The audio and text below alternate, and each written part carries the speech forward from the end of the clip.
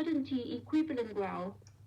How you calculate the certainty equivalent graph? So first you need to calculate the utility of the gamble. The utility of the gamble is the expected growth provided by the gamble. So it could be equal to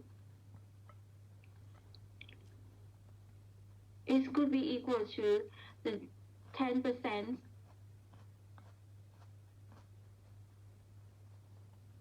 times the utility of $20 plus 90% times the utility of $110. And then you can work out the utility of the gamble. Then you which level will provide that level of the as I showed you before. If u is equal to natural logarithm of w, then w is equal to e to the power of u. So then you can work out that is the certainty equivalent value equal to 92.76. And the risk premium would be equal to the expected value minus the certainty equivalent value and equal to 8.22.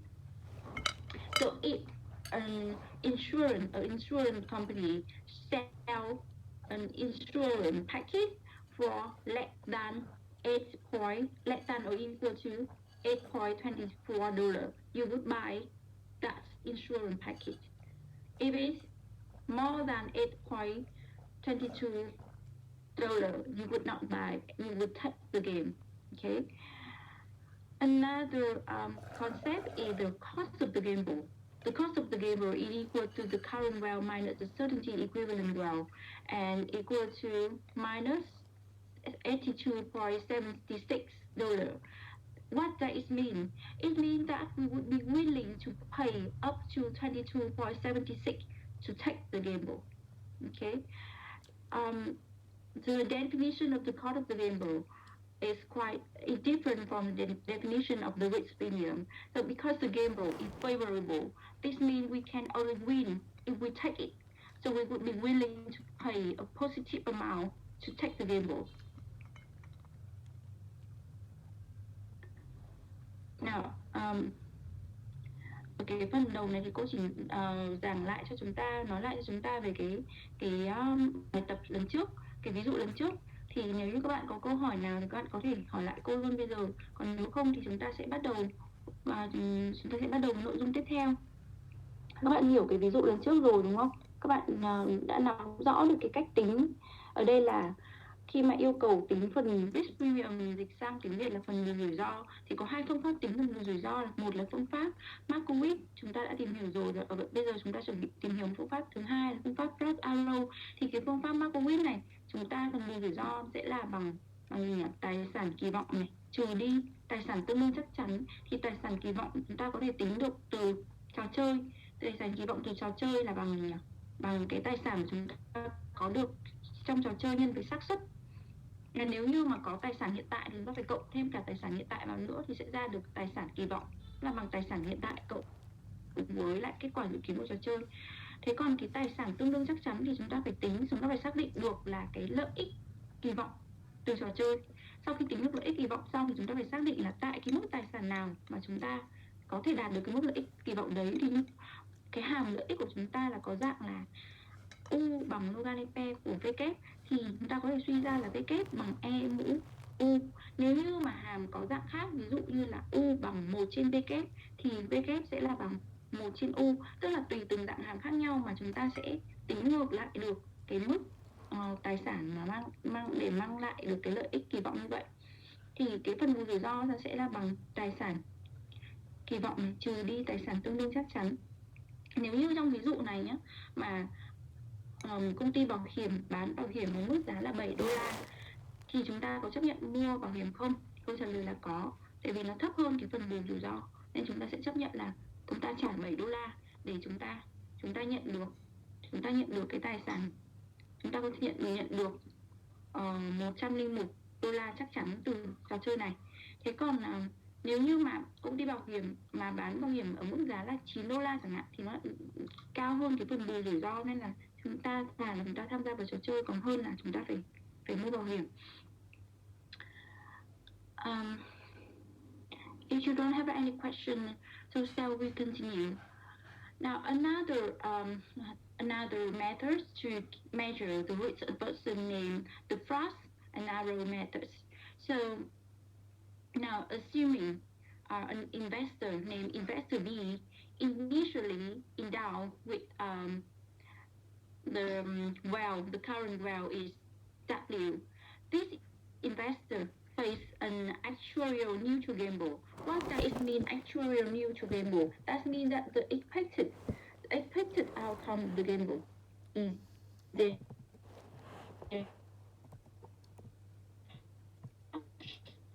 investor company. So that is the same question as how much is the risk premium.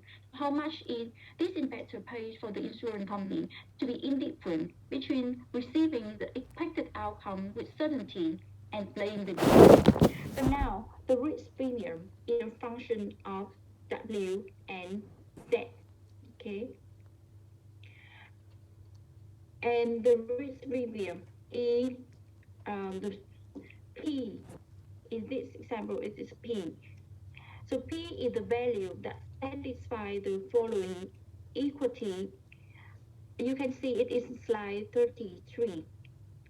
So E U W plus Z is the expected utility of the current level well given the gamble, and E Z is the utility of the actual value of the gamble. Because Z is equal to 0, so in the right hand side you can write it is U, comma, W minus P WZ. If you move to the next slide, you can use the Taylor series. The Taylor series is a series expansion of a function around a point. So if you want to learn more about the Taylor series, you can look at the appendix. If I remember, this is the appendix D. I think it's appendix. Let me check. Yeah, appendix D at the end of the book. You can learn more about the Taylor series. Overall, I will not focus on the Taylor series because it's quite complicated, and I want you to focus on the formula of the risk premium. So if you go to slide 26, if you use the flat arrow method, you can calculate the flat arrow risk premium using this formula. So P is equal to 1.5 sigma square, and you will need to calculate the first and the second derivative. Okay, the first and second derivative of utility. You see the formula of the flat arrow risk premium. Now,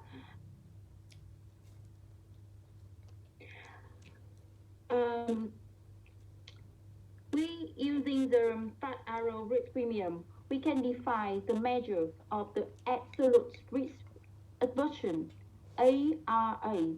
The absolute risk aversion, ARA, is equal to minus the second derivative of utility divided by the first derivative of utility.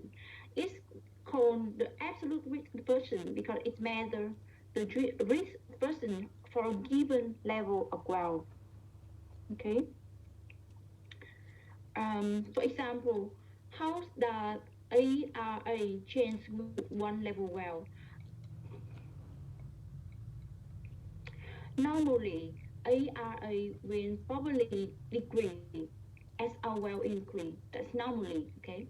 For example, how to show you, let me think about example how to show you ARA degree as a well increase. For example, you are a millionaire, so if you offer a gamble of $1,000, Okay, you may win $1,000 or you may lose $1,000. So your risk aversion seem is this game may have no in value to you because you are already a billionaire. So $1,000 may have no value to you. But if you haven't, if you are a poor person, if this seem quite, you may be quite risk adverse toward the game. Okay, you understand?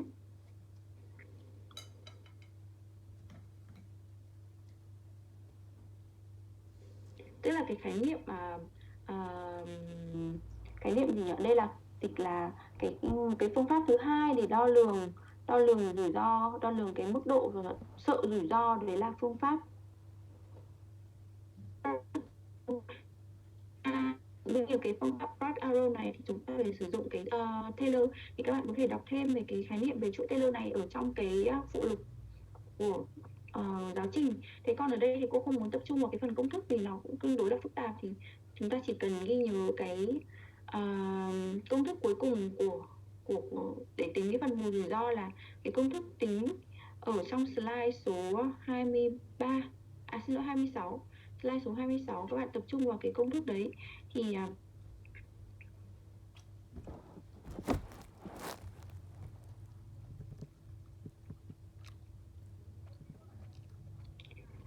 slide số 26 thì từ cái cách tính cái phần mù rủi ro theo cái phương pháp mà theo cái thước đo Fast Arrow thì chúng ta có thể có thêm một định nghĩa nữa, đấy là mức độ sợ rủi ro tuyệt đối, ARA. Thì ARA được tính là bằng gì?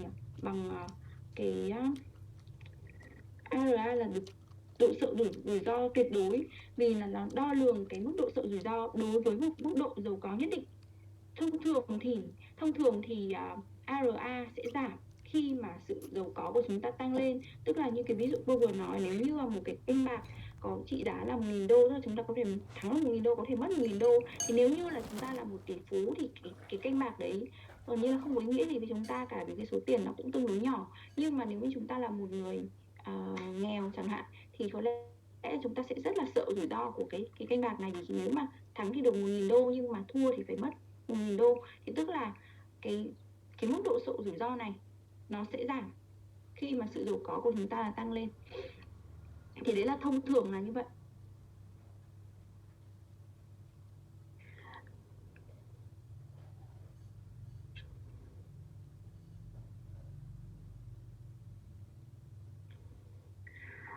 On the other hand, we can multiply the measure of the absolute risk aversion by the level of wealth to obtain what is known as the relative risk aversion, RRA.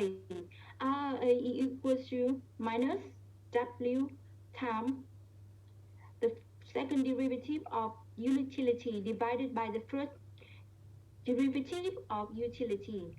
So usually a constant relative risk aversion implies that an individual will have a constant risk aversion to a proportional loss of wealth, even though the absolute loss increase as the wealth starts. What does this mean? Usually when the wealth increase, the absolute loss increase for proportional loss of wealth, but the individual will have a constant risk aversion. Thông thường ví dụ như là chúng ta nếu như chúng ta mất một nửa tài sản, tức là cái mức độ sợ rủi ro nếu mà chúng ta mất một nửa tài sản với 1/3 tài sản là khác nhau, thì người ta nói rằng là chúng ta nếu mà mức độ rủi ro này khi mà mất 1/2 tài sản thì là không đổi, mặc dù là khi mà chúng ta càng giàu thì mất một nửa tài sản thì cái tổn thất của chúng ta càng nhiều. Đấy thì là hai cái khái niệm mà được rút ra từ cái cách tính phần mù rủi ro theo phương pháp Bragg Arrow. Now, shall we try to calculate? Let's do an exercise in slide 27. Try to calculate the ARA and the RRA for the following function.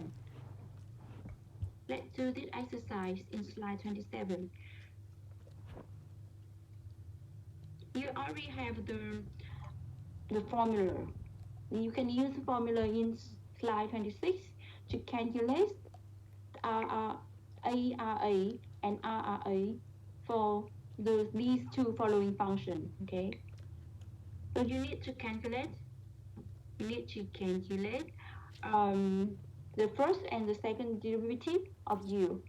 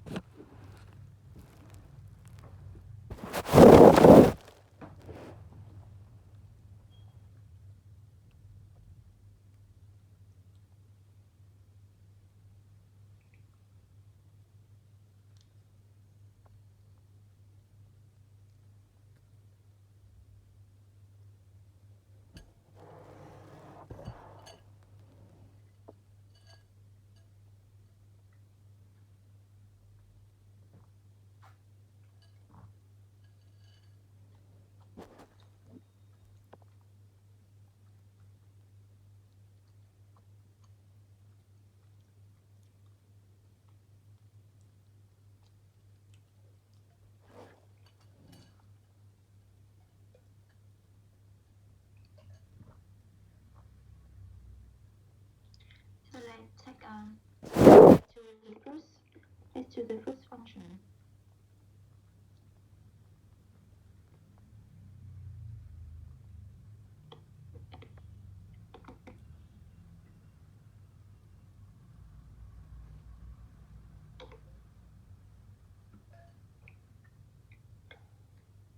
Is w equal to aw minus bw squared. So in order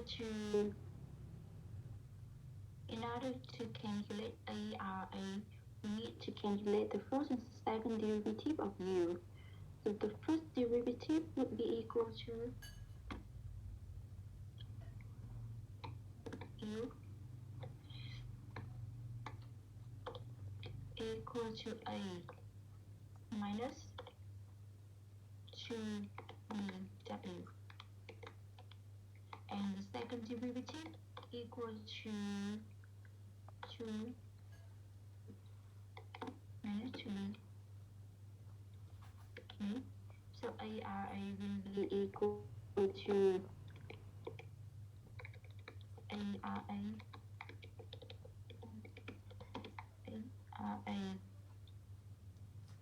minus the second derivative divided by the first derivative.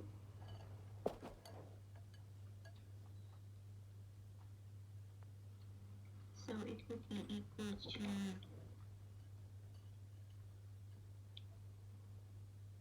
2b over a minus 2bw.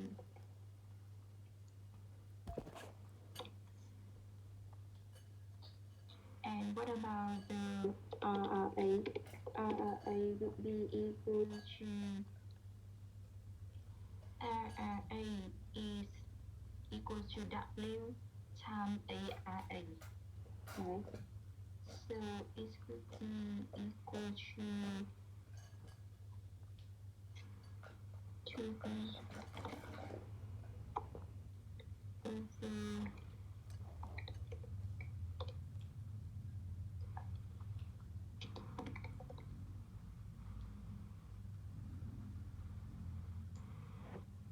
should be minus. Sorry, it should be minus, not. I need to delete this.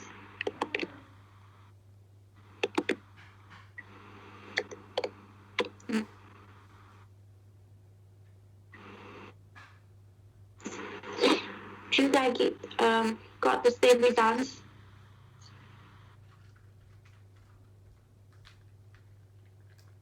Should I got the same results? Yeah. So the question here is, what does this mean? What does this ARA and RRA means? This utility function increasing or decreasing or constant ARA.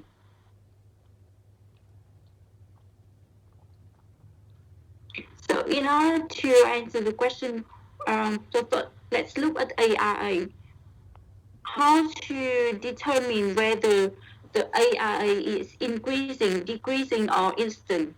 You need to, another time, you need to calculate the ARA over dW.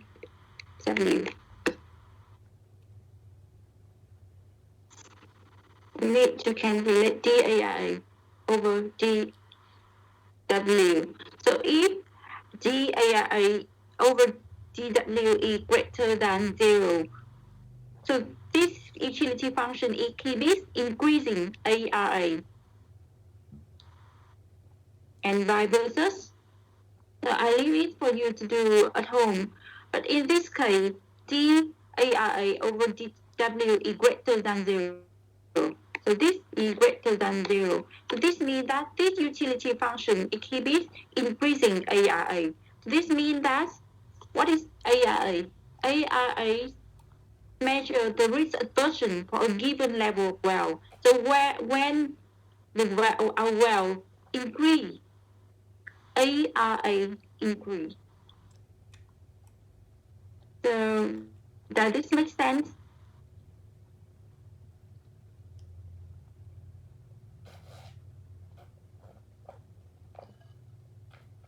Yeah, it makes sense. So similarly, you can show that the RRA over dW also greater than 0. So again, this utility function it keeps increasing RRA. So what does it mean? This means that like for an individual with increasing RRA could become more adverse to a given percentage loss in well as well increase.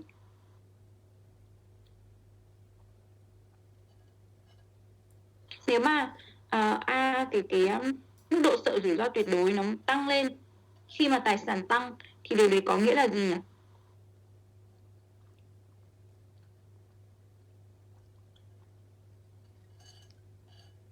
Và điều này có hợp lý không?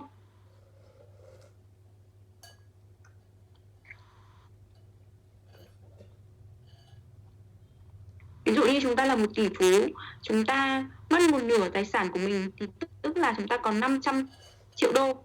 Nếu như mà chúng ta mà có 20.000 đô la thôi, thì nếu như mất một nửa tài sản thì chúng ta có 10.000 đô, thì cái mức độ sợ rủi ro tương đối tăng ấy, thì nó có nghĩa rằng là nếu như chúng ta là một tỷ phú, chúng ta mất một nửa tài sản thì chúng ta sẽ mất đi nhiều lợi ích hơn so với là việc là chúng ta có 20.000 đô và chúng ta mất một nửa tài sản. Thì điều này có hợp lý không theo các bạn?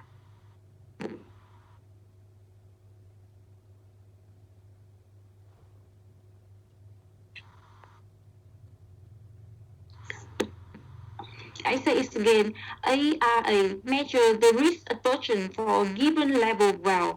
Okay? Usually, ARA will decrease as our wealth increase. RRA, a constant RRA, implies that an individual will have a constant rate aversion to a proportional loss of ground, even though the absolute loss increase as ground increase.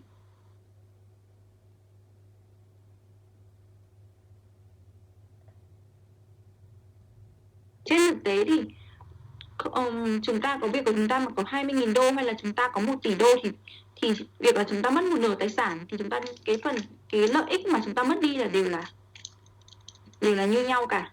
Bạn có bao nhiêu tiền thì việc mất đi một nửa tài sản thì bạn cũng sẽ, tức là cái tổn thất về mặt tuyệt đối thì rõ ràng là vật mất đi. Nếu mà chúng ta là 1 tỷ phú thì chúng ta tổn thất tuyệt đối của chúng ta là nhiều hơn, nhưng mà đây chúng ta đang xét đến cái mức độ sợ rủi ro tương đối. Thì cái mức độ sợ rủi ro tương đối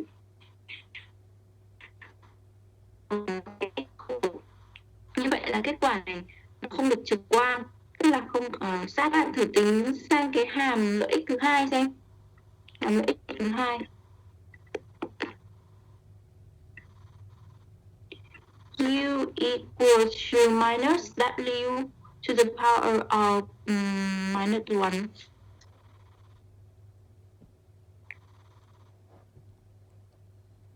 So the first derivative of u equals to w to the power of minus 2.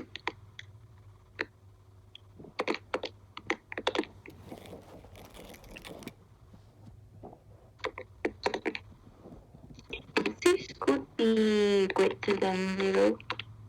And the second derivative of u is equal to minus 2 times w to the power of minus 3.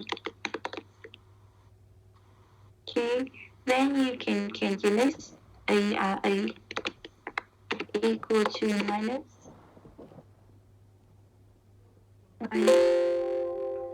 2, so it could be 2 over W itself. And RRA equal to 2. So in this case, you can easily see that this utility function exhibits the intuitive plausible property because ARA decreasing as ground increase and RRA is constant.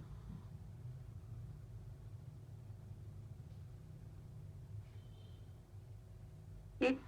You understand how to calculate ARA and RRA? So you need, after calculating ARA and RA, you need to explain what size mean, whether it makes sense or not.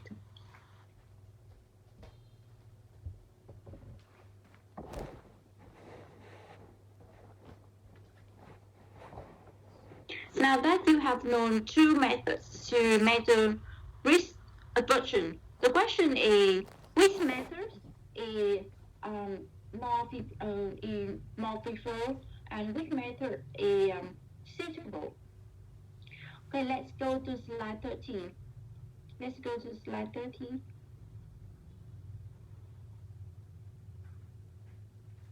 In slide 13, we compare 2 methods. The first arrow method. In the first arrow method, the risk premium would be, you can measure the risk premium using the formula. The risk premium should be P equal to 1.5 sigma squared times minus the second derivative of u divided by the first derivative of u. And then you can calculate either the absolute risk aversion or the relative risk aversion. But the full formula of the risk premium is the formula of P. Now the condition for you to use the first arrow method is the risk is small and the game offers actuarially neutral outcome. The expected result of the game is 0. What does this mean, neutral game? A neutral game is, for example, 50-50%. 50% you win $100 and 50% you will lose $100. So the expected result of the game is zero. That is neutral game. Okay, so the condition to apply the fact arrow method is that the game is neutral game and the risk is quite small.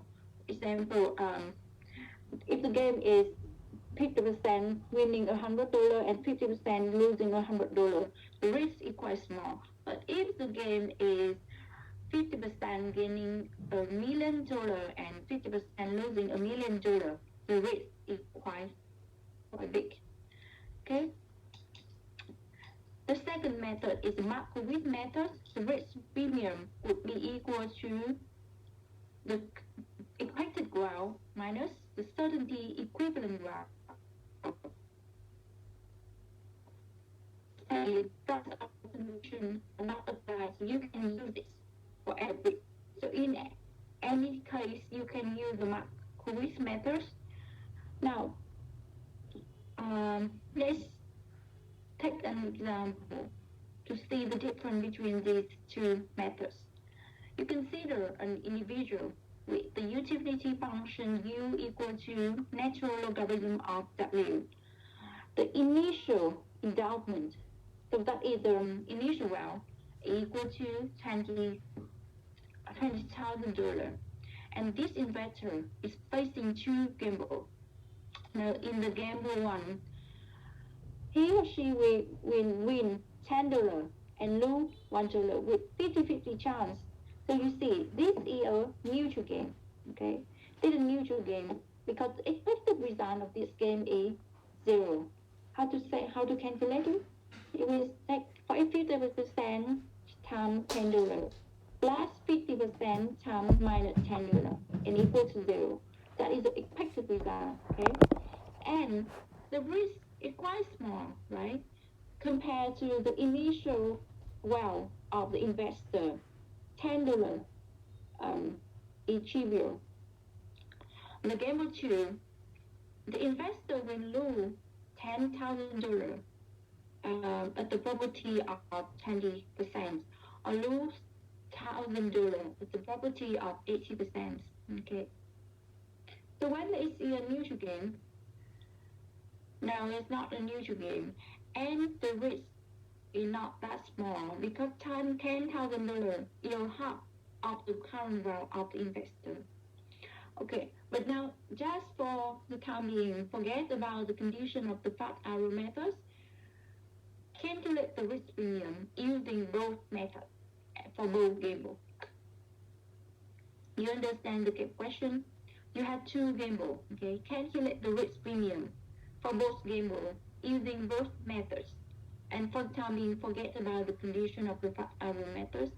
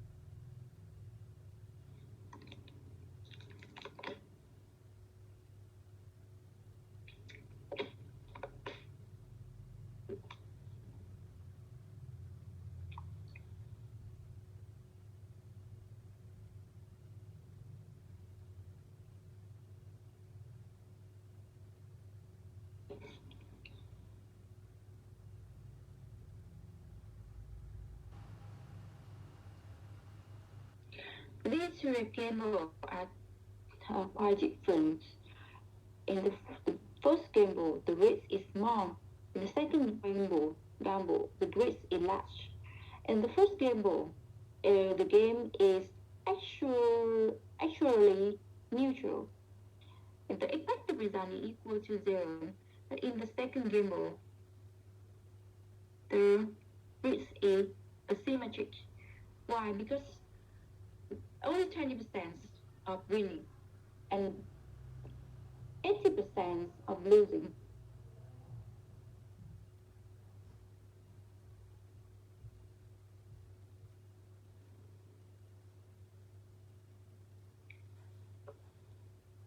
Try to calculate it by yourself. Try to do it by yourself so that you understand how to do it.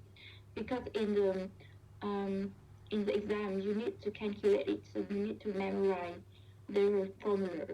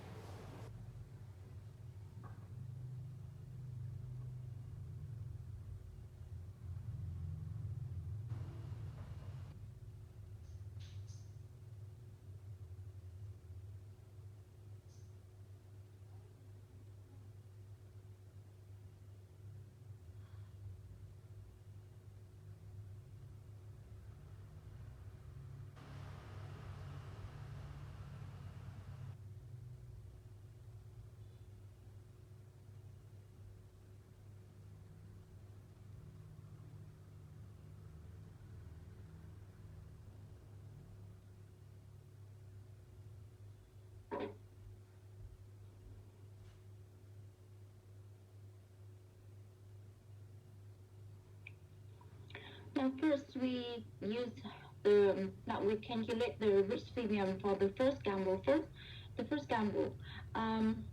So we need to use the formula in slide 26 to calculate the first hour risk premium. So in this formula, you need to calculate sigma square.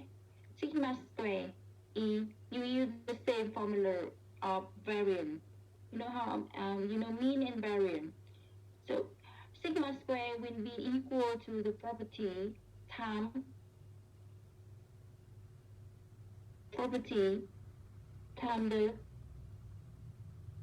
the outcome and minus the expected outcome.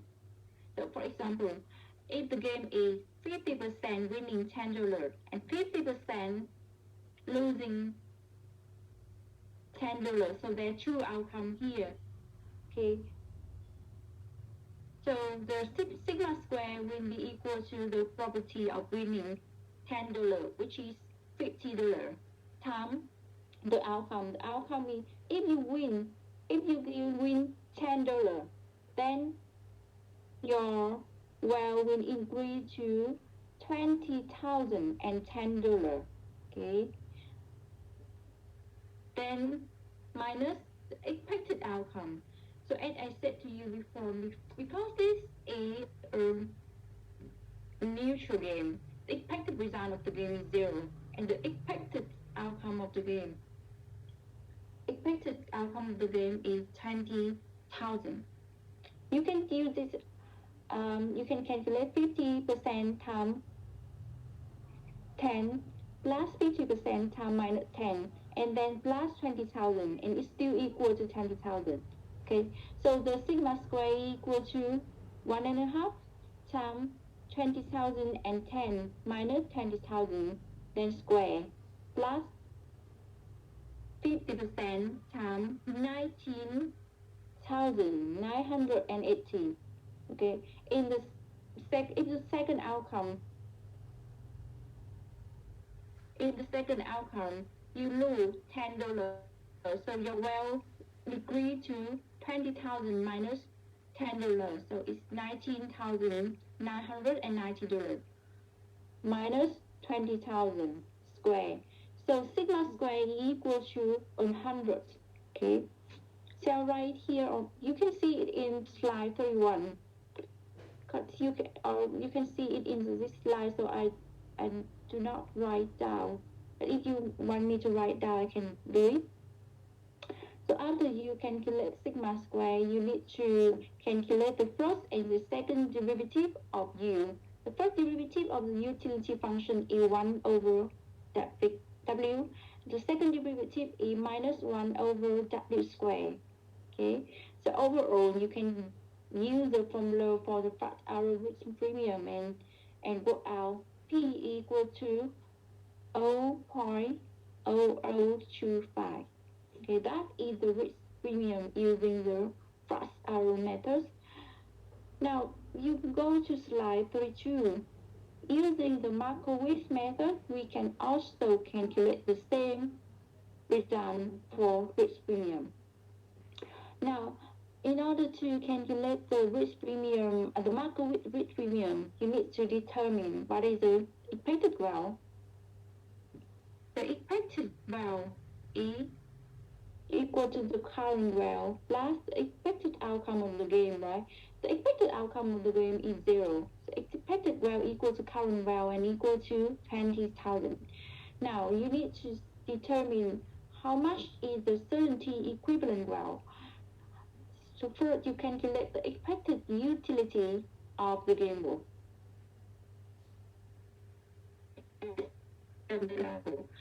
Equal to 50% the utility of 20,010 plus 50% times the utility of 19,990. Then you got the result. Then because u is equal to natural logarithm of w, w will be equal to e to the power of u. And you will see W is equal to 19. The certainty equivalent value is equal to 19,999.9974998. So the risk premium is similar to the risk premium using flat arrow method. So you can see for the first risk, or the risk in the first gamble, because the risk is smaller and actually neutral. You can use both methods, okay? Because the condition to apply the flat arrow method is also you have the game has all the conditions to apply the flat arrow method. You can use the flat arrow method and the Markowitz method to calculate the risk premium. But now, if you use these two methods to calculate the risk premium of the second gamble, you will see that it has a difference. Okay. Now, I think you already got the result in slide 33, but why not try to calculate it by yourself to see whether you get the same results? Now, using the Markowitz risk premium, the result will be $489. But using the flat arrow risk premium, the result will be $324. So the difference is quite big. Now let's try to do it. Have to see whether you get the result, the same result.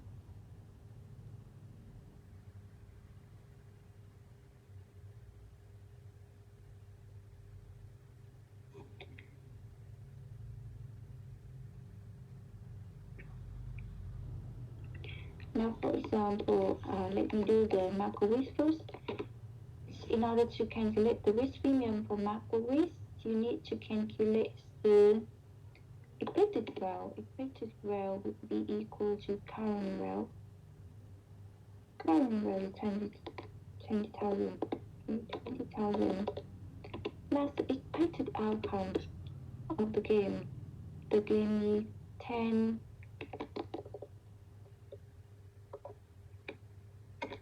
20% winning and 80% losing 1,000. And 80%.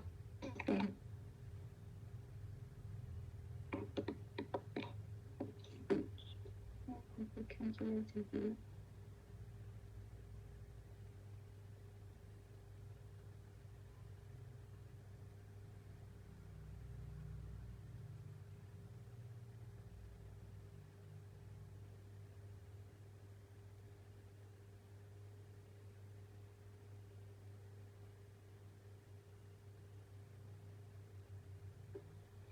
So how much the expected value? Anyone get the result? the expected growth.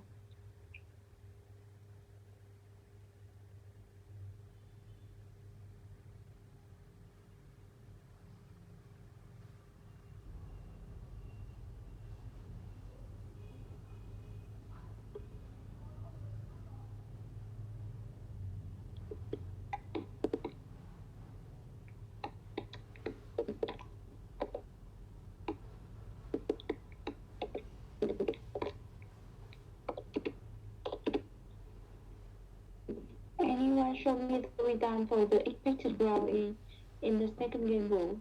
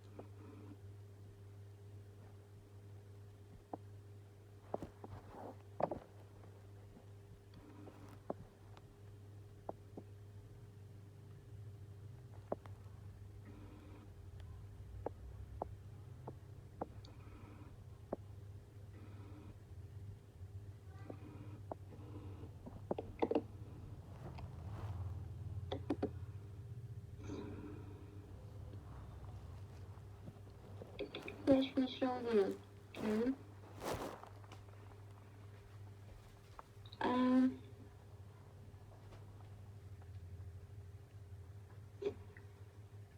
let me put it one by one so you can see it easily.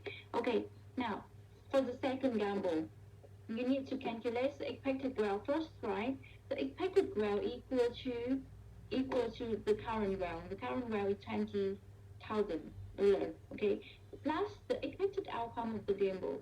The expected outcome of the gamble equal to 10,000 times 20% plus minus 1,000 times 80% and equal to 21,200. Okay. Now, next we calculate next we need to determine the certainty equivalent value. So in order to do that, we calculate the expected utility of the variable. Expected utility of the variable that E UW equal to 20% times utility of 30,000. Why? Because if you win 10,000, your total value will be 30,000 plus 80% times the utility of 19,000. Because if you lose 1,000,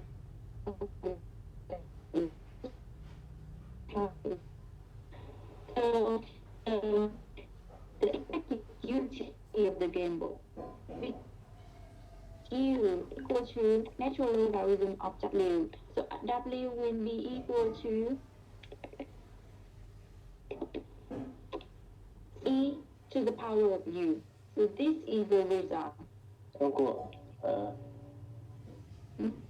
Cô ở trong đề bài cả hai đều là lưu đúng không? Em nói to lên không nghe chưa rõ là cả hai đều là gì em? Phần ghép bổ 2 ấy, là cả hai đều là lưu, 20% là lưu 10.000 và 80% là lưu 1.000 ạ. Cô tưởng là 20% là lưu là tháng chứ nhỉ? Để cô check lại nhé. 20% là lưu hả? Đợi cô một chút nhé. Đợi cô một chút, cô sẽ check lại đề bài.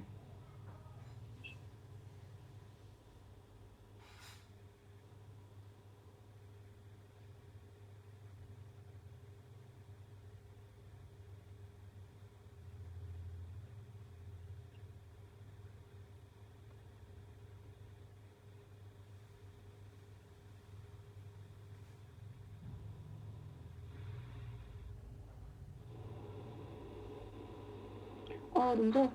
Đây, cô nhìn nhầm đề bài đó. Đề bài này sẽ là lưu nhé. Nếu như lưu 80% sẽ là mất 1.000 đô và 20% là mất 10.000 đô. Thế thì chúng ta sẽ tính lại nhé. Rồi các bạn, cô lại nhìn nhanh, cô thấy là nó là thắng 10.000. Nếu như có bạn nào tính nhanh được, các bạn có thể paste kết quả luôn vào đây được không? Thì chúng ta sẽ tính lại nhé. Tính lại. Nếu như ở đây là lose 10,000 could be minus 10,000, right? Minus 10,000.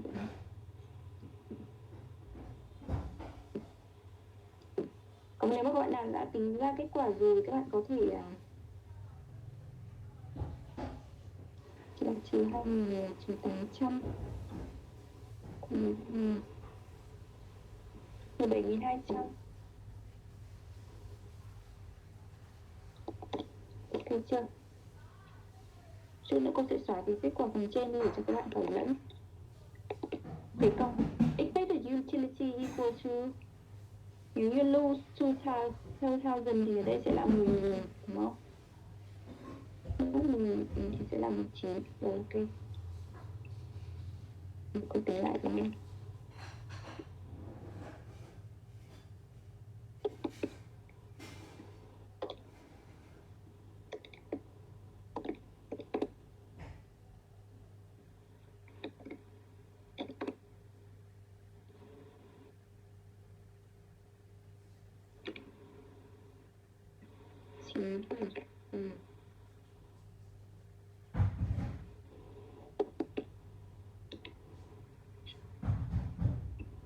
Các bạn double check luôn xem là có chính xác chưa nhé.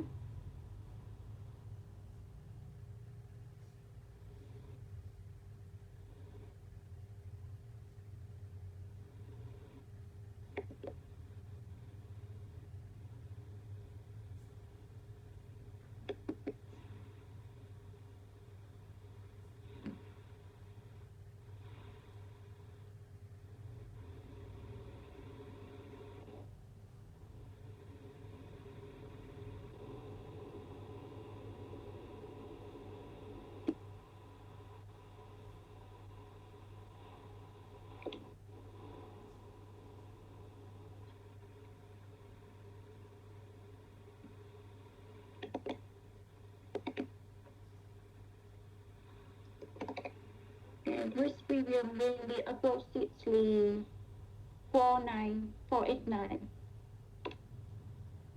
Okay, let me delete the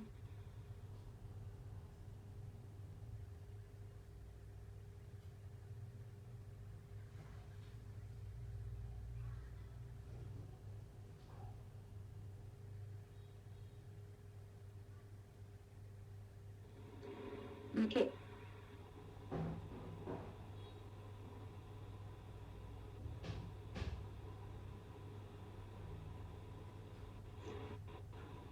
So the expected growth is 17,200 and the expected utility of the game rule is 9.7, approximately 9.7. And the certainty equivalent growth will be equal to NAS 16,711. So the risk premium could be equal to the certainty equivalent growth, and it could be approximately $489.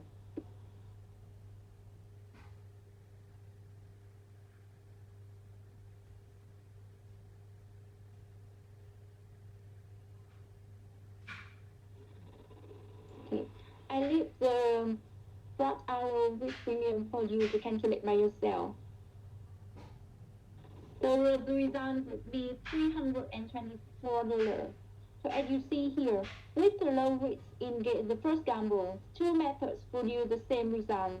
But when the market risk methods produce different results compared with the flat arrow method when the risk is high. Okay, when the risk is high, you will need to use the market risk methods, but still the flat arrow methods is meaningful in identifying an appropriate utility function. And in the previous exercise, when you have two utility function and you define RAR and RA to see whether it's decreasing, increasing, or constant, and what does mean. So what I want to tell you here, I want to tell you that both methods are useful, but you should use the fast arrow methods when the risk is low and neutral. When the risk is large, you should use the market risk methods. Okay. If you don't have any question about this exercise, so we have a break. You understand how to calculate the macro risk?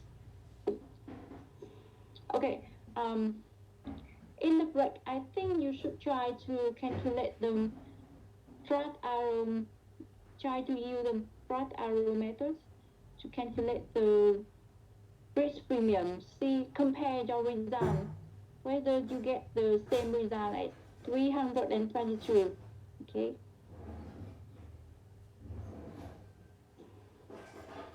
Let's have break.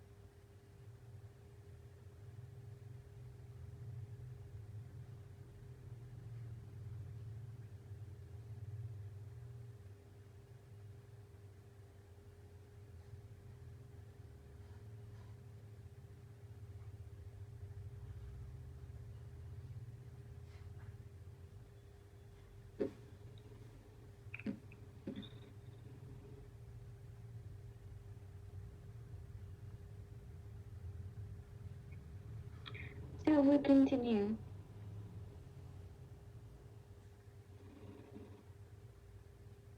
Okay. So now you know how to calculate the risk premium.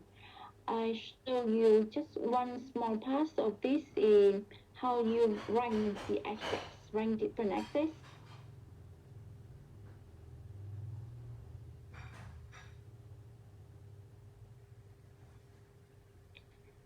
In stochastic dominance.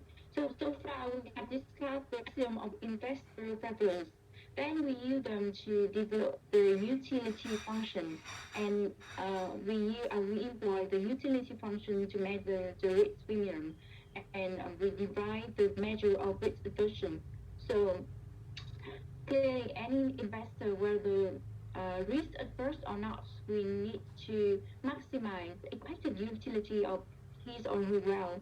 So an excess is said to be stochastic dominance over another if an individual receives greater wealth from it in every state of nature. So this definition is known as the first order stochastic dominance.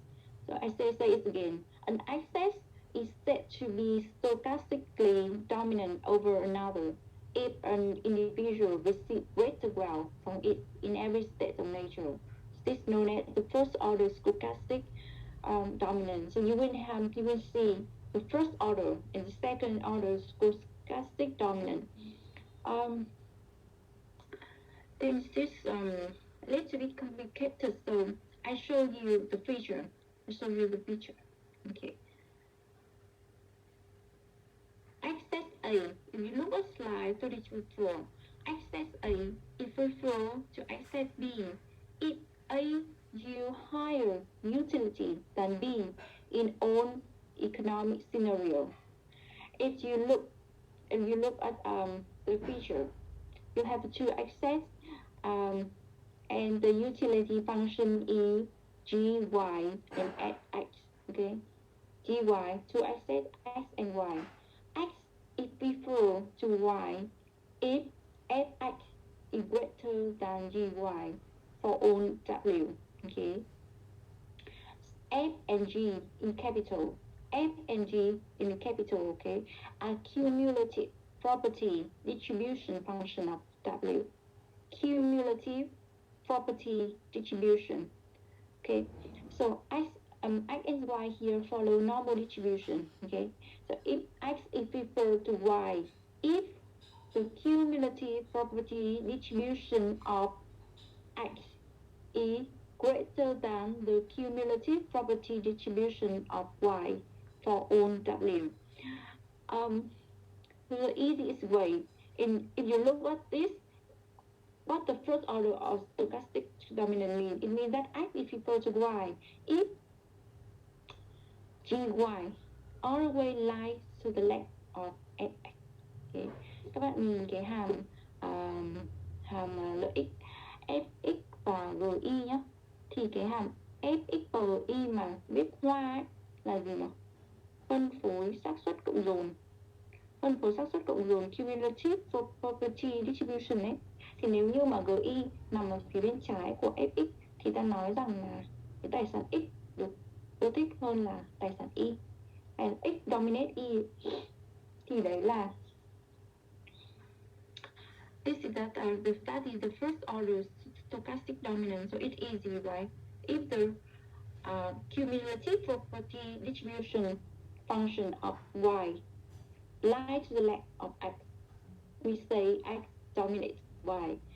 If you move to slide 35, the first order stochastic dominance applies to all increasing utility function. Okay, all increasing utility function. Let me remind you a little bit. So here there are three forms of utility function. All of them are increasing utility function. Risk averse, risk neutral, and risk level. If you go back, let's go back to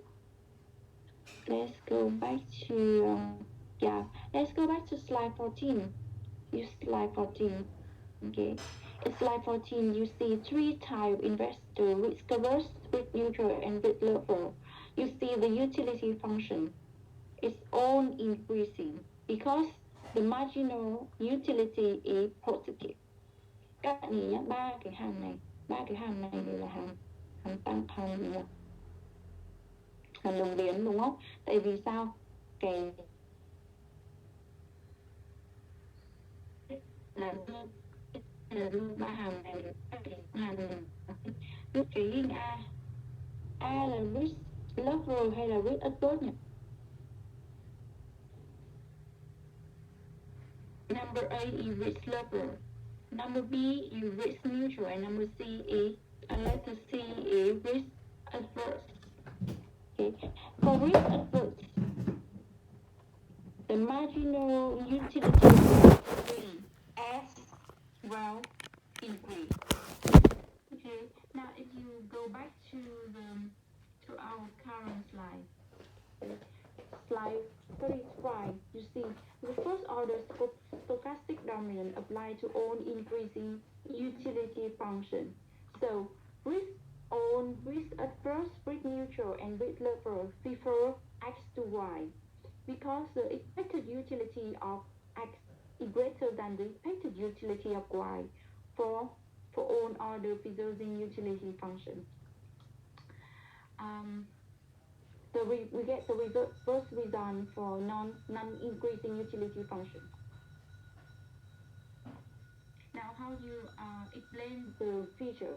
If you see, for given frequency of well, for given frequency of well, SW, in the top hop, you see in the top hop, for given frequency of well, the increasing function, the increasing utility function, assign higher utility to the level of well offered by access X than by access E. Okay, you look at the top hop first. Okay, look at the top hop. I know it's quite difficult because I cannot show you here. In slide 35, look at the top hop for given level of well, F, Y, W. You see for given level of well, and then you see the bottom hop. Pay attention to the increasing function. You see the increasing utility function assign higher utility to the level of well offered by access X than by access E. Okay. So that is the first order stochastic dominance. Now the second order stochastic dominance say that it has an assumption. The first assumption is that the utility function is order preserving and for concave. So concave, what it means concave utility function. So it only apply to risk averse investor. Okay. In order for access X to dominate access Y for all risk averse investor, the accumulated area under the cumulative probability distribution of Y must be greater than the accumulated area for X below any given level of well. Okay. The accumulated area under the cumulative probability distribution of Y must be greater than the accumulated area for X below any level of well. Các bạn nhìn cái phần trên nhé, chúng ta sẽ có hai hàng là hàm Fx và hàm GI. Hai hàng này đều là phân phối chuẩn. Thì cái gọi là cái này dịch là stochastic dominance thì dịch là tính trụ ngẫu nhiên ấy, cái tính trụ ngẫu nhiên bậc 2 này. Khi mà để so sánh các tài sản ấy, thì đây nó là tài sản X được yêu thích hơn tài sản Y nếu dựa theo cái tính trụ bậc 2. Nếu như mà gì nhỉ? Nếu như mà cái diện tích cộng dồn ấy, diện tích cộng dồn nằm phía dưới cái hàm phân phối xác suất cộng dồn của Y lớn hơn là cái diện tích cộng dồn của X. Đấy, thì các bạn nhìn nhá, cái Fx và GI mà F và G viết hoa ấy, là phân phối xác suất cộng dồn. Phân số xác suất cộng dồn thì cái diện tích ở phía dưới nó, diện tích phía dưới của nó Nếu như từ phía bên trái của min là mu x bằng mu y, phía bên trái của min thì làm sao nhỉ? LGI lớn hơn Fx, còn phía bên phải thì là Fx lớn hơn GI. Các bạn nhìn sang cái slide số 37 thì các bạn sẽ thấy là cái sơ đồ cuối cùng ấy, cuối của cái slide 37 ấy, ở dưới cùng ấy, thì nó sẽ thấy rằng là cái đồng giữa hai hai cái hai đầu này luôn lớn hơn không, điều đấy có nghĩa là gì nhỉ? GI trừ đi Fx luôn lớn hơn không và GI luôn lớn hơn Fx, nó thỏa mãn cái tính trụ ngẫu nhiên bậc 2. The concave utility function of a vector has the property that the increase in utility for constant change in well decline as a function of well.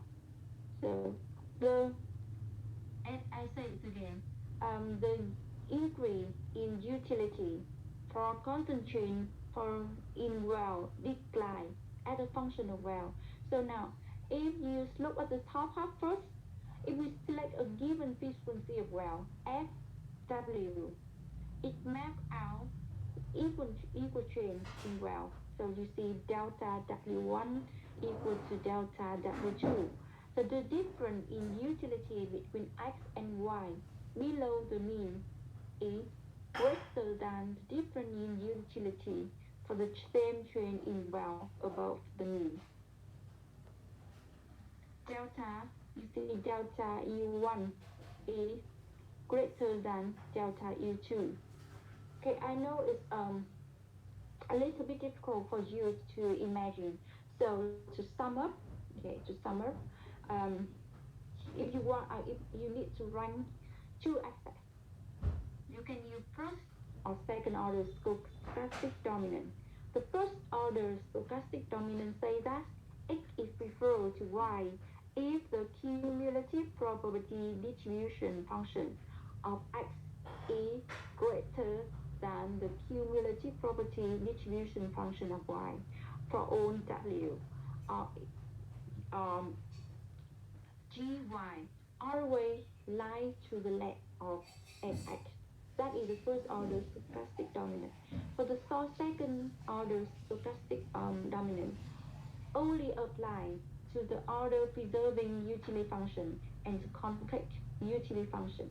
It says that, okay, in order for x to dominate x y for all reached adversely vector, the accumulated area under the cumulative probability distribution of y must be greater than the accumulated area for x below any given level of well. Ok, và cái phần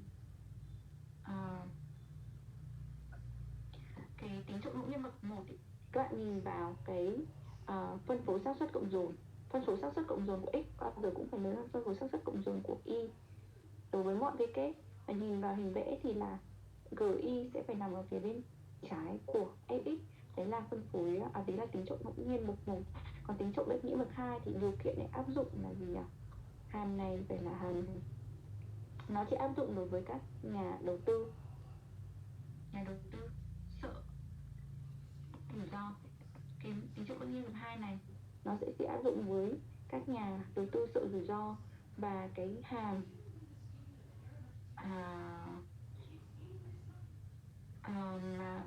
hàm lợi ích mà được sử dụng ở đây là hàm lõm phân tích. Thì nói rằng cái tính trụ ngẫu nhiên bậc 2 nói rằng là cái tài sản x được ưa thích hơn tài sản y đối với các nhà đầu tư sợ rủi ro nếu như cái diện tích cộng dồn ở phía dưới cái phân phối xác suất cộng dồn của y lớn hơn cái diện tích cộng dồn ở phía dưới cái phân phối xác suất cộng dồn của x. Cái phần này nó hơi khó để hình dung một chút, thì các bạn chỉ cần lưu ý cái mà cô vừa mới, các bạn chỉ cần nhớ cái mà cô vừa lưu ý, và các bạn nhìn vào cái hình vẽ, nhìn vào hai cái hình vẽ ở slide số, các bạn có thể nhìn vào hình vẽ ở slide số 35 và slide số 37.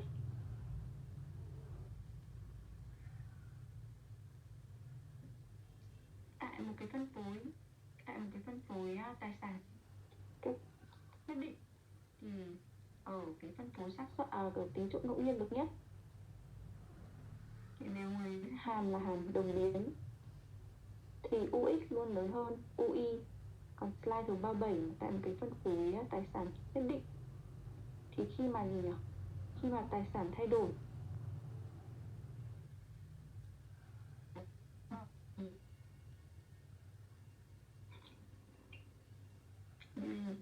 thì thay đổi có trong lợi ích giữa x và y ở dưới lưới trung bình lúc cao hơn là thay đổi ở trong phần lợi ích, ở trên mức trung bình delta U1 lớn hơn delta U2. Đấy là đối với hàm lõng concave. Còn đối với nếu như đây là một cái hàm for linear utility function delta U1 would be equal to delta U2 and these investors are rich neutral.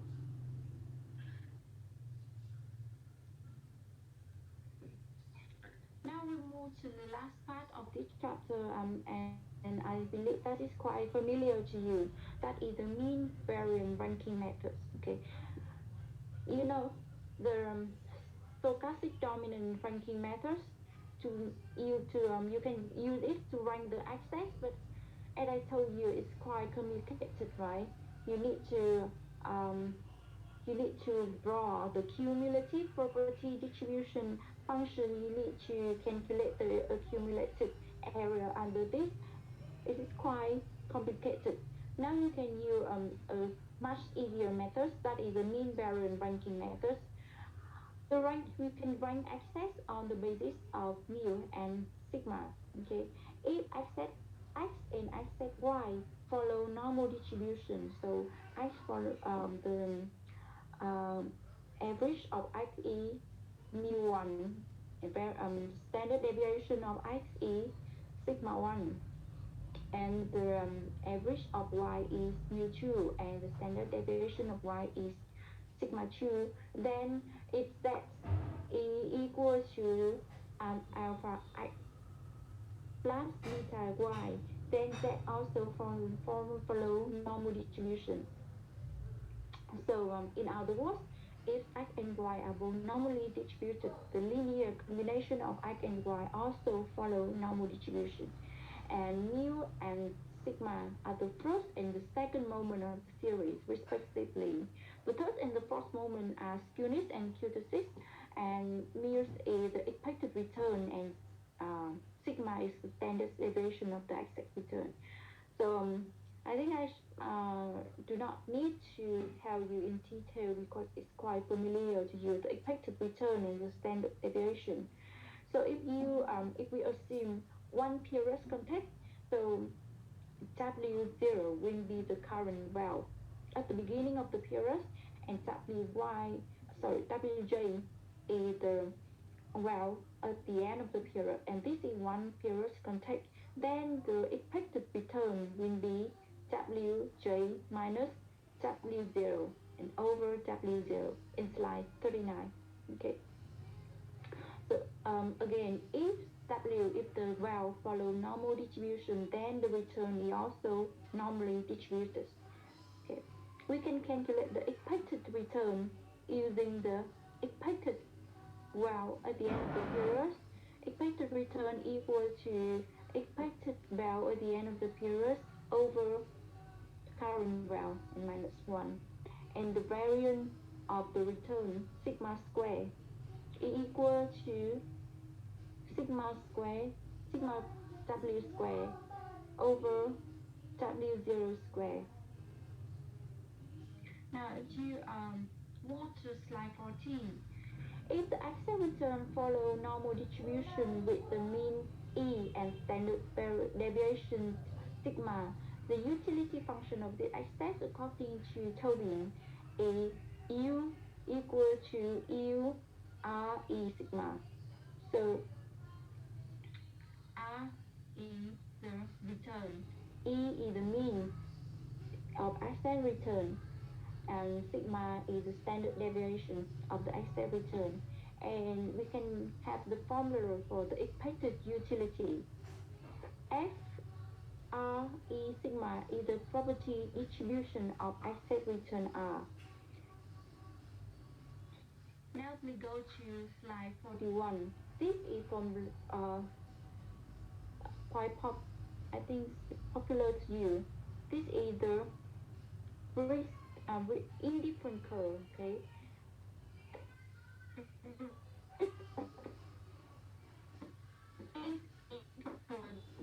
Opportunity having the same expected utility. So these indifferent curves are convex. Moving from the right to the left across the family of the indifferent curve, providing us with the increasing level of utility. Okay, now if you look at this slide 41, there are four indifferent curves. Four indifferent curves.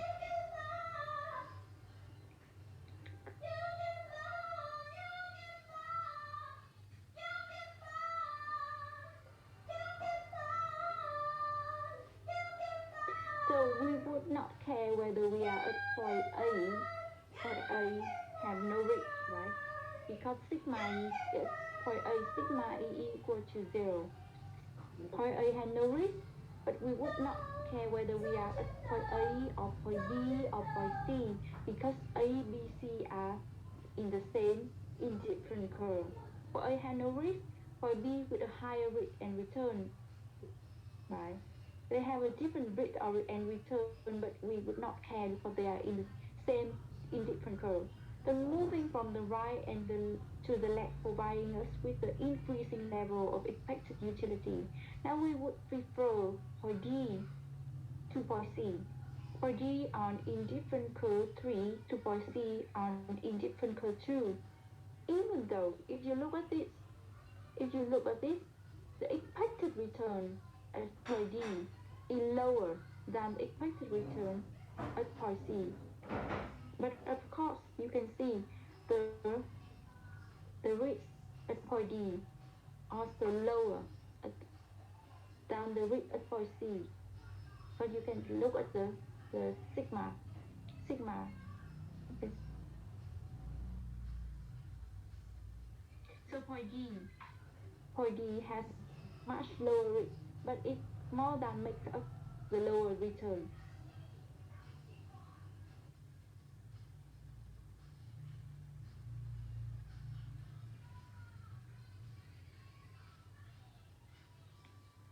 So the mean variance method is quite popular in order to rank different investment opportunities. So usually people will use the mean variance method to rank different investment opportunities. Although it's convenient to characterize the risk and the return by the mean and the variance of distribution of return, it's not always correct. So in fact, it's only correct when the return have a normal distribution. Now consider the following example. The two companies. Let's move to the next slide. Two companies with equal total assets and exactly the same distribution of net operating income. The only difference is the financial leverage. So one company have debt, have positive amount of debt, and one have no debt. Okay. You can see the table in the next slide, so the respective income statements.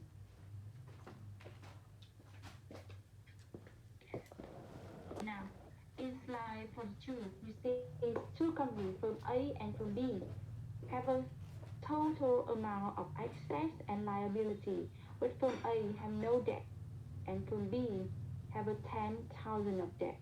Okay. Now in slide 43, you can see the table. So there are five states of nature. The property of each state of nature is equal. So it's 20%. Okay. So you see the difference. The only difference is because from B have debt, so it has to pay interest expense. it has to pay interest expense. You see, the first line net operating income is 1,200 and so on in different state of nature. At the property of 20%, then firm A had no debt, so the interest expense is zero. Earning before tax equal to net operating income. The tax, corporate tax is 50%. So the net income is half of the earning before tax. And if the firm have a 200 share, then three, four, five, six, and seven. For B, because the B have 10 debt, so it has to pay interest expense. Interest expense equal to 600, and earning before tax equal to net operating income minus interest expense. And then the firm has to pay tax rate at 50%. So the net income is 3, 5, 7, 9, and 1100. This firm have a 100 share. So the earnings per share is also equal to 3, 5, 7, 9, and 11.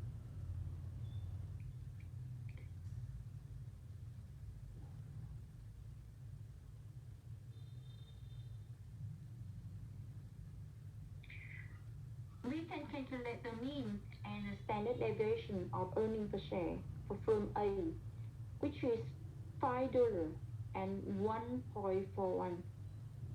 So the mean of earnings per share for firm A are $5, and the standard deviation of earnings per share for firm A is 1.41. For firm B, these numbers are 7 and 2.82. Okay, let me write down here.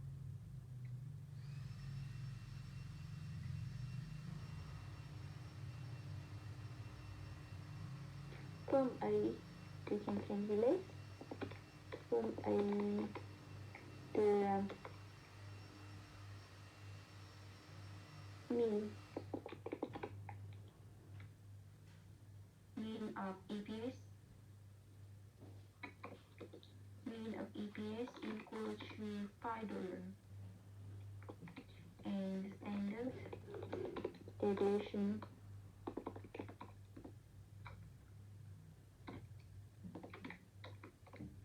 EPS is equal to 1.41. What about from 2? You can calculate it by yourself because you already have the EPS over the years, over 5 years, and the property of not over 5 years, over 5 state of nature. You have an EPS of from A is 3, 4, 5, 6, and 7, and the property of each state is 20%. Then you calculate the mean, and then you can calculate the standard deviation. Okay, from B, standard deviation is 7, and standard deviation mean is 7, and standard deviation is 2.82.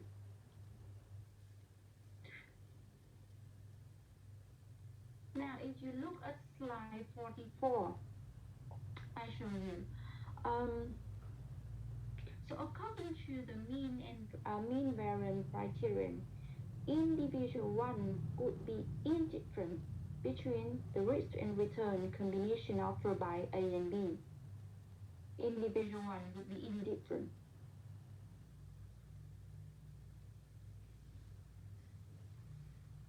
Individual 1 would be indifferent between A and B.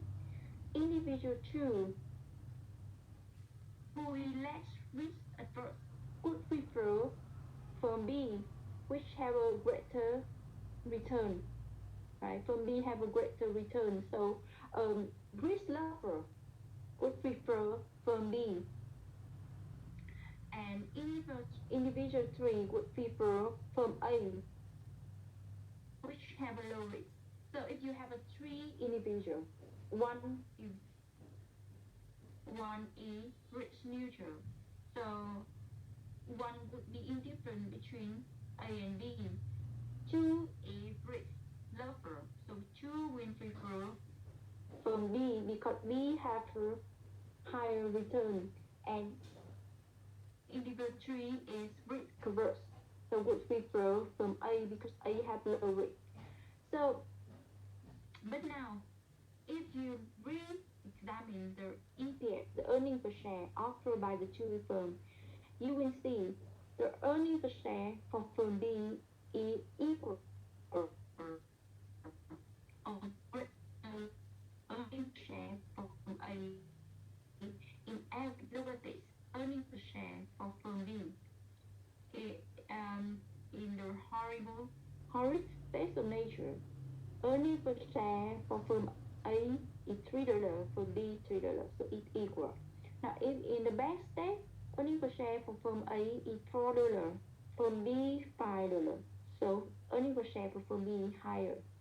In the average state, earning per share for firm A is $5, firm B is $7, so the earning per share for firm B is higher. In the good state, the earning per share for firm A is $6 and firm B is $9. So earning per share for firm B is higher. And again, in the great state, the earning per share for firm A is $7, for firm B is $11. So earning per share for firm B is always equal or higher than the earning per share for firm A. So obviously, the mean variance criterion provides a misleading result. So no investor with positive marginal utility would prefer firm A. If you have a positive marginal utility, you would not prefer firm A because firm A have earning per share lower than firm B. But if you use the mean and the variance criteria to compare firm A and firm B, so you have a different result depending on whether you are risk neutral, risk averse, or risk lover.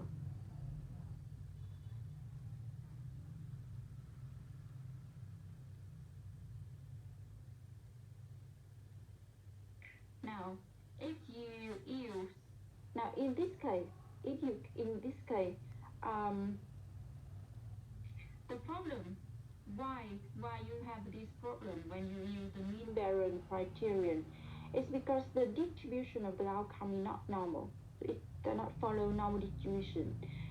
Instead, it's a rectangular distribution with equal properties for each state of this nature.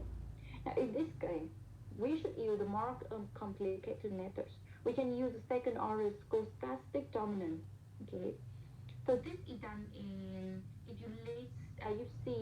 if you see slide 45. Now you calculate the second order. Now you calculate the second order stochastic dominant. How to do that? You have a own outcome of EPS, right? Own outcome of EPS. Now you have the property of EPS for firm B, property of EPS for firm A. Okay, the first column is the own outcome of EPS. The second column is the property of EPS for firm B. The third column is property of EPS for firm A.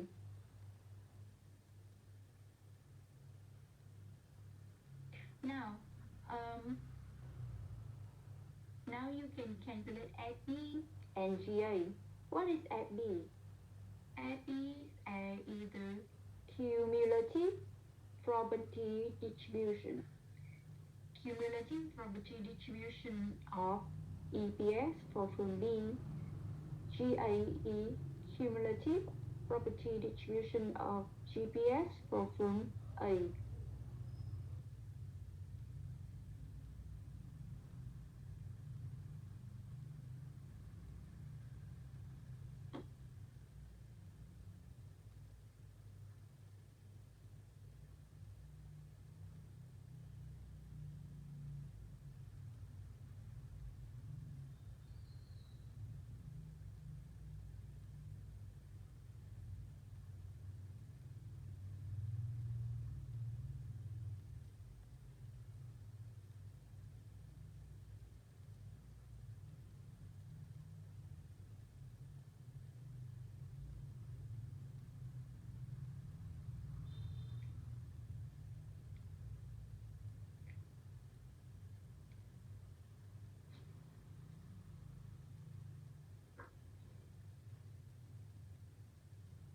how to do it?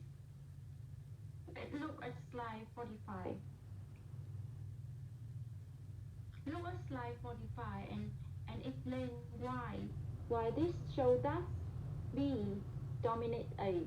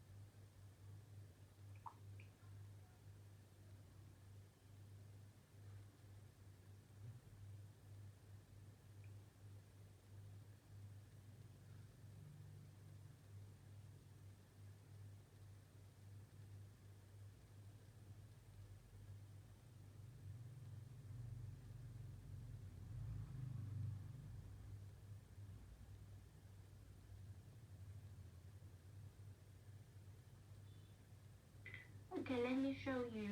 You have the EPS. The result of the VPS is 3, 4, 5, 6, 7, 9, 11. Right?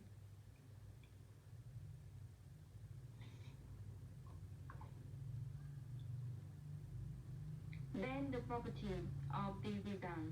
So for form B have a EPS, have the following EPS 3, 5, 7, 9, 11. So you will put 0.2 in the column of the property of form B. And then for form A is 3, 4, 5, 6, 7. So you will put 0.2 in the column of form A. Then it's called the fourth column, cumulative property distribution of form B.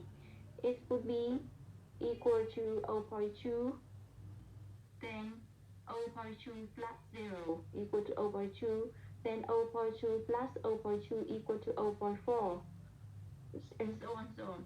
Cái này là phân phối xác suất cộng dồn, nên là nếu như mà cái công ty B nhé, công ty B có các cái giá trị EPS là 3, 5, 7, 9 và 11 thì chúng ta sẽ điền vào cái xác suất ở cái câu thứ hai. Và của công ty B là 0,2, 0,2, 0,2, 0,2 tương ứng với các dòng 3, 5, 7, 9, 11. Và đó xác suất cộng dồn của công ty B, phân phối xác suất cộng dồn của công ty B sẽ là 0,2 cộng với 0,2 này, dòng tương ứng với EPS bằng 3 là xác suất là 0,2. EPS bằng 4 thì xác suất cộng dồn sẽ là 0,2 cộng với 0,2 là bằng 0,2. Xác suất EPS bằng 5 thì xác suất cộng dồn sẽ là 0,2 cộng với 0,2 bằng 0,4. Tương tự như thế, xác EPS bằng 6 thì xác suất cộng dồn sẽ là 0,4 cộng 0 bằng 0,4. EPS bằng 7 thì xác suất sẽ là 0,4 cộng 0,2 bằng 0,6. Tương tự như vậy các bạn tính được phân phối xác suất cộng dồn của công ty A cho tương ứng EPS của công ty A. Sau đó các bạn lấy F trừ G, tức là các bạn tính ra được cái phần sự khác nhau ở cái diện tích mà dưới cái phân phối xác suất đó thì sẽ là bằng F trừ đi G thì sẽ là bằng 0, tương ứng với EPS bằng 3.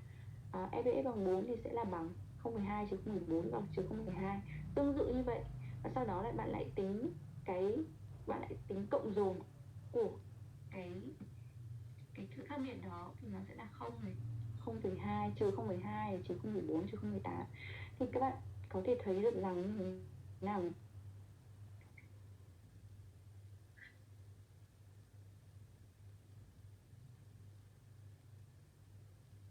So you can see here because the accumulated area under the distribution of earning per share offered by firm B is always less than or equal to the accumulated distribution for firm A. we can say that B clearly dominates A. And I say it again. Because the accumulated area under the distribution of earning per share offered by firm B is always less than or equal to the accumulated distribution of firm A, we can say that B is A. You can see that density function and the cumulative density function shown in the next slide. You can see in the next slide. Okay, slide 46. You can see the standard area is different between the cumulative property function of firm B and firm A. So to sum up, if you use the mean variance methods, you may prefer A to B if you are risk averse. But if you use the second order stochastic dominant, you will never choose A. Okay, so the difference in the result because the mean variance assumes that the asset return is normally distributed, while the EPS in this case is not normally distributed.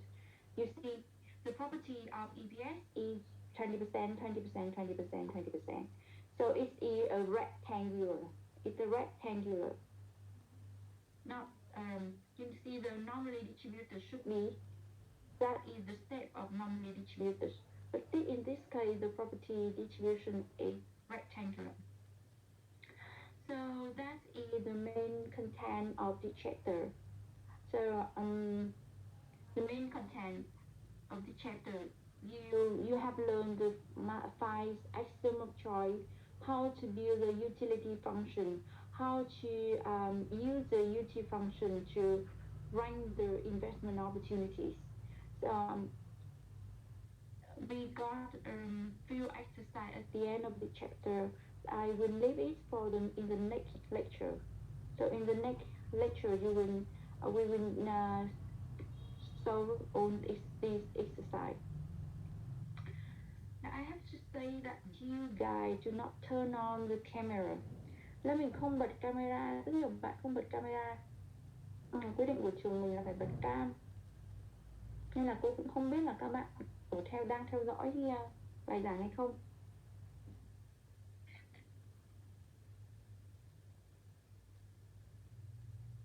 Các bạn có câu hỏi gì về chương này không?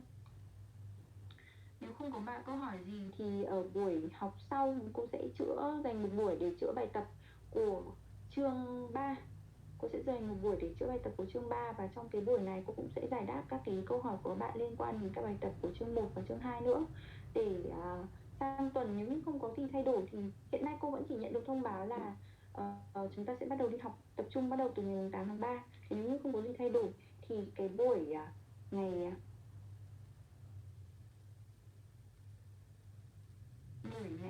10 tháng 3 chúng ta sẽ làm bài kiểm tra giữa kỳ. Nội dung bài kiểm tra giữa kỳ sẽ là 3 chương đầu, được chưa? Nếu các bạn có câu hỏi gì các bạn có thể tranh thủ hỏi cô luôn vào cái buổi bài tập thứ tư tuần này. Nếu các bạn không có câu hỏi gì thì cô sẽ kết thúc buổi học ngày hôm nay. Các bạn nào có câu hỏi gì không?